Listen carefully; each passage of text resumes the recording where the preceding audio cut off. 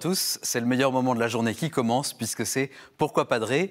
Aujourd'hui avec la question de Lou qui a 16 ans et qui nous demande pourquoi Jésus pleure-t-il la mort de Lazare alors qu'il sait qu'il va le ressusciter. Merci beaucoup pour ta question Lou. Tu nous ramènes à un très bel épisode de la vie de Jésus, à un moment essentiel de sa mission. Lazare est mort. Et quand on lit bien le texte, on voit que Jésus ne s'est pas pressé. Il savait que son ami était malade et pourtant, il a laissé passer quelques jours. Et c'est seulement quand Lazare fut mort que Jésus s'est mis en route. Donc ce signe que Jésus pose est intentionnel. Il a été préparé par Jésus en vue d'une raison bien particulière. Ce n'est pas un miracle comme les autres. Ce n'est pas un miracle en passant. Jésus ne voulait pas guérir un malade, il voulait ressusciter un mort. Et pas n'importe quel mort, mais bien Lazare, son ami, qui était aussi une personne connue dans les environs de Jérusalem, quelqu'un d'estimé par beaucoup de gens et en particulier par les notables juifs. Jésus voulait ressusciter ce mort-là pour annoncer à tous que sa puissance de vie pouvait aller jusque-là. Voilà, je pose quelques éléments de contexte et dans ce contexte, Jésus pleure. On peut voir deux raisons à ces larmes. La première, je crois, elle est tout simplement humaine. Jésus est là avec toute sa sensibilité, toute sa force d'émotion. Tout le monde pleure autour de lui. Ses deux amis, Marthe et Marie, sont bouleversés et Jésus aime cette famille chez qui il venait souvent se reposer.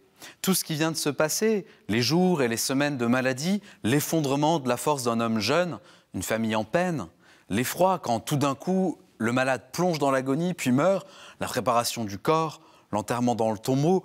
Bref, il y a tellement d'émotions et le Fils de Dieu fait chair n'est pas à côté de cela. Il ne se prémunit pas de toute cette tristesse.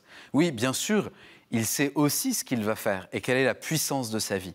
Mais contrairement à nous qui avons du mal à vivre l'instant présent, à être avec nos émotions, Jésus sait vivre ce qui se présente à lui. Et là, en premier, c'est d'abord le temps de la compassion.